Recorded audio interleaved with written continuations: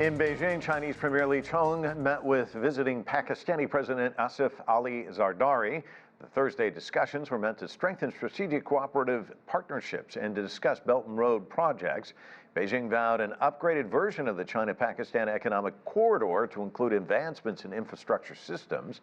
The talks are part of a 5-day visit by the Pakistani president. And for more on those talks, I'm joined by Zoon Ahmed Khan in Beijing. She's a research fellow at the Center for China and Globalization. Thank you so much for talking to us. We've reported in the past that Premier Li sees the China-Pakistan Economic Corridor project as sort of a model for high-quality Belt and Road cooperation. It's seen as a big plus for advancing Pakistan's socio-economic development and regional integration.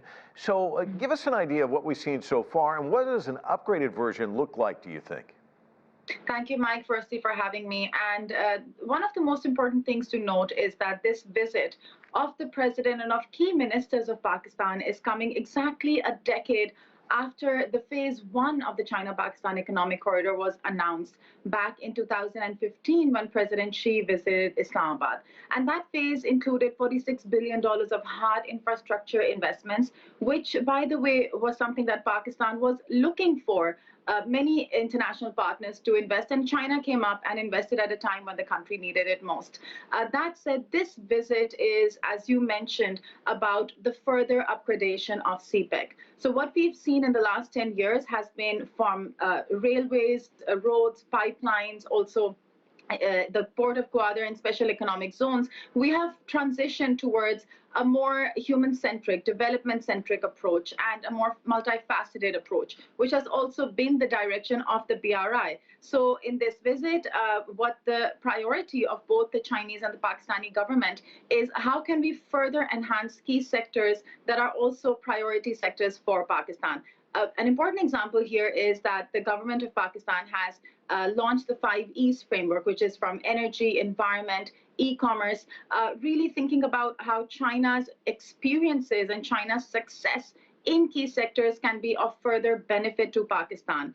They also issued a joint statement which includes agriculture modernization, better security frameworks, how can Pakistan modernize and make Pakistan even safer, education partnerships. It's very broad-based, even includes, for example, poverty alleviation and development efforts, which of course we know through the Global Development Initiative is also a core priority of Beijing globally. So that is a priority, but at the same time, it is also regional approaches which are important.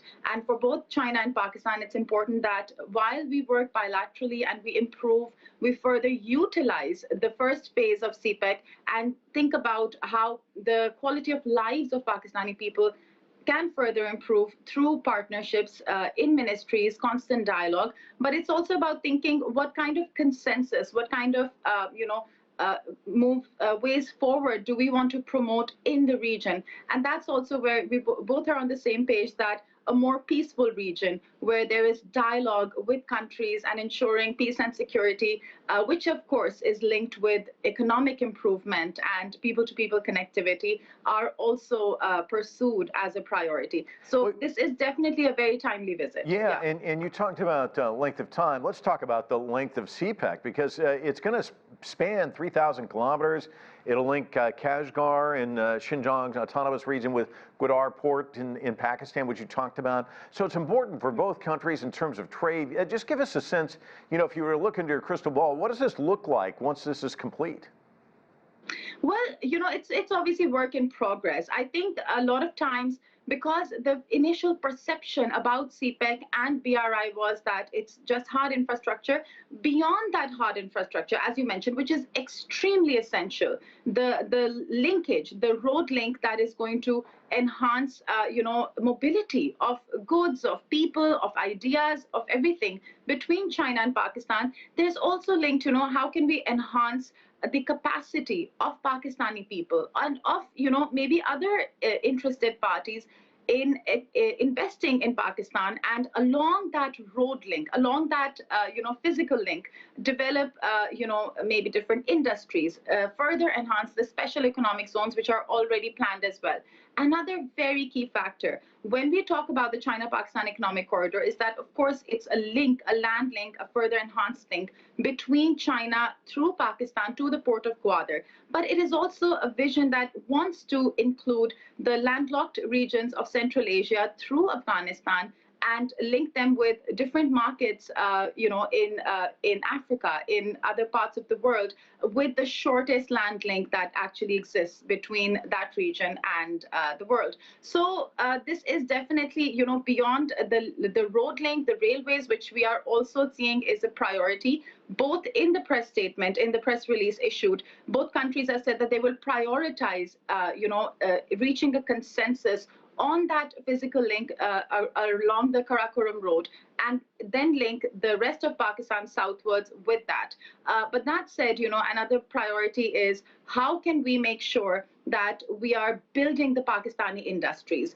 And here we see a lot of people-to-people exchanges, educational exchanges, technical and vocational education. We are also seeing IT sector exchanges, think tank exchanges. So the Belt and Road Initiative and CPEC, as a very important part of it, is multifaceted. It is about people to people and investing in economies to be able to utilize the hard infrastructure and to find new ways, more creative ways to connect with regions. So we are seeing very positive developments. And essentially, we also need to think about the fact that Pakistan is a country that wants to modernize, that sees China as a critical and a very important example, a critical partner.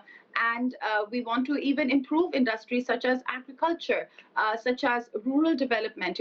How has China been very successful in alleviating so many people out of poverty? It was a very creative approach. So when Pakistan looks at China as a partner, we are looking at obviously Chinese expertise in hard infrastructure, in construction, in skills development, but we're also looking at a more creative approach towards addressing the various challenges that Pakistan and developing countries face. Yeah, it's fascinating, Zoon. We've run out of time, but thank you so much for your insights. Really appreciate it. Thank you.